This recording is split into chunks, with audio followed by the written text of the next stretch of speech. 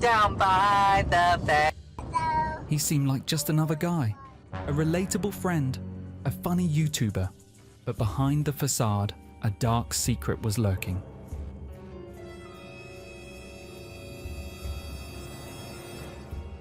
What's up everyone? Welcome back to the channel, and today we're diving into something massive.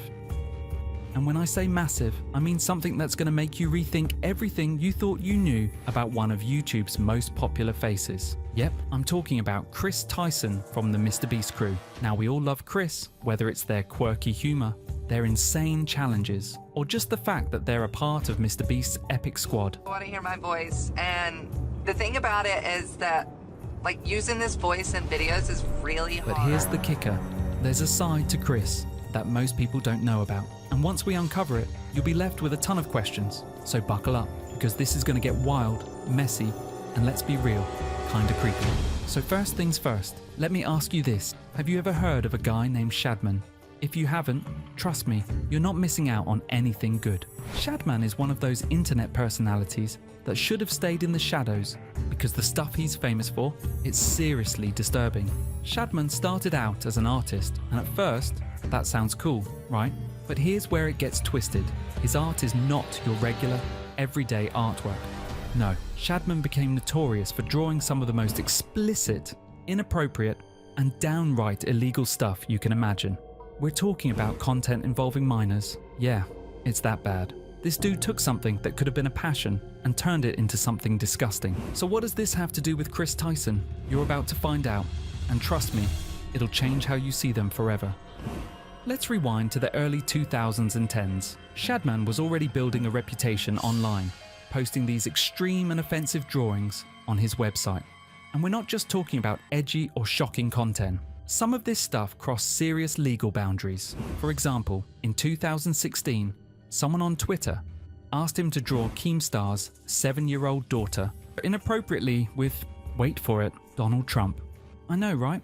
It's beyond gross. But Shadman, being the kind of guy he is, actually responded to this by saying that if Trump won the election, he'd do it. And guess what? Trump won and Shadman did it. That should give you an idea of the kind of person we're dealing with here. But now, let's talk about Kris. Around the same time, Kris wasn't just a casual observer of Shadman's work, they were actively engaging with it. This isn't speculation, it's all out there in black and white, and some of it is still available online. Kris was interacting with Shadman's posts, and even had one of his pieces hanging in their own living room. Yup, you heard that right. Back in 2017, Kris posted a tweet saying, "This is coming from a guy who owns a Shad-based drawing and has it as a centerpiece in his living room." Now, you might be thinking, okay, maybe it's just art, right? Well, not quite.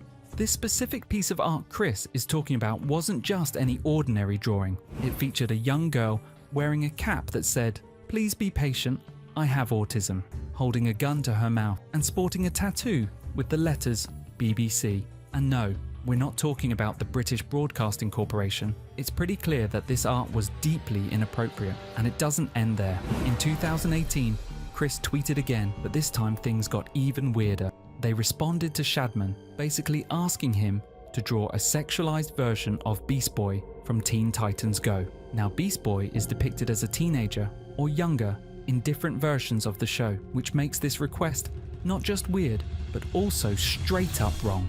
And it's not just one-off tweets. Kris had a pattern of interacting with Shadman and others who were involved in the same dark circles. There's another incident where Kris reacted to a tweet referencing the character Caillou, a 4-year-old cartoon kid, in an explicit context.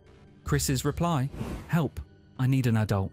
I don't know about you, but this doesn't seem like something you just joke about, especially when you have a huge platform and millions of fans, many of them kids. And let me tell you, it gets worse."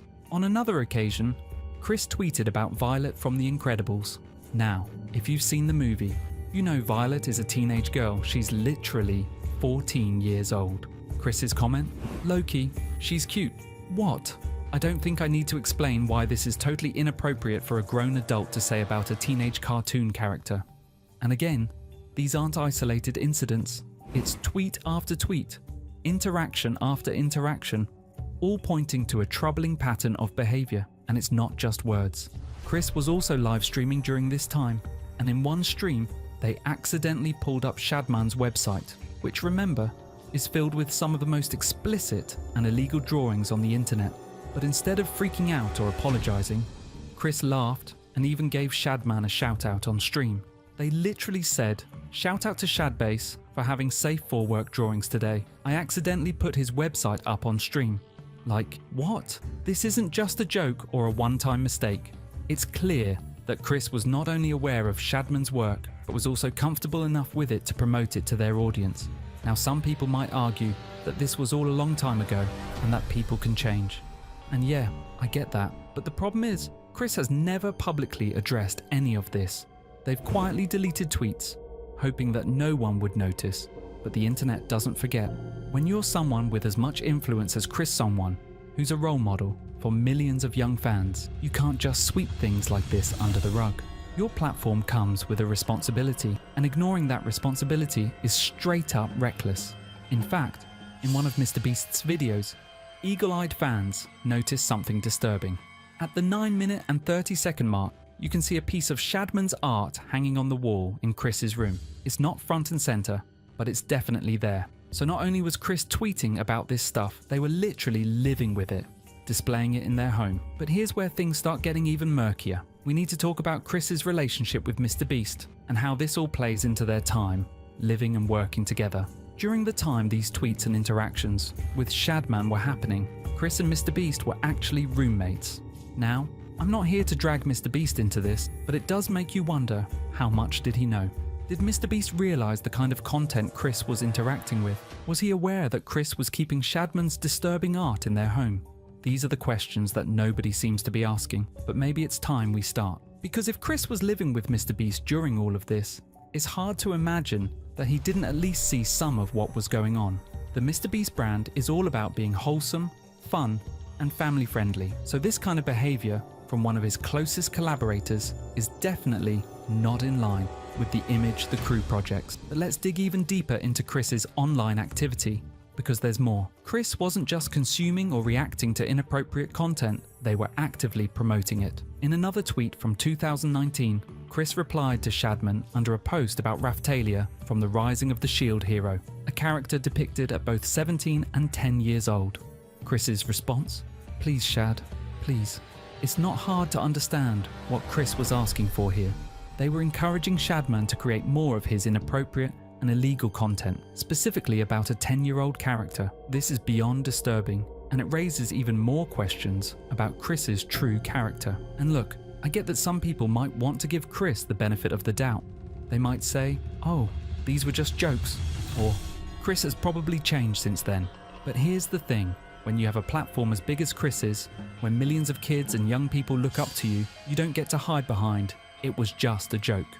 You have a responsibility. And to this day, Kris has never really addressed any of this publicly. They've never explained why they were so deep into this dark side of the internet, why they were promoting Shadman's work, or why they thought it was okay to engage with content like this. And that's a huge problem, because until they come forward and address these issues, all of this is just going to keep haunting them, and rightly so.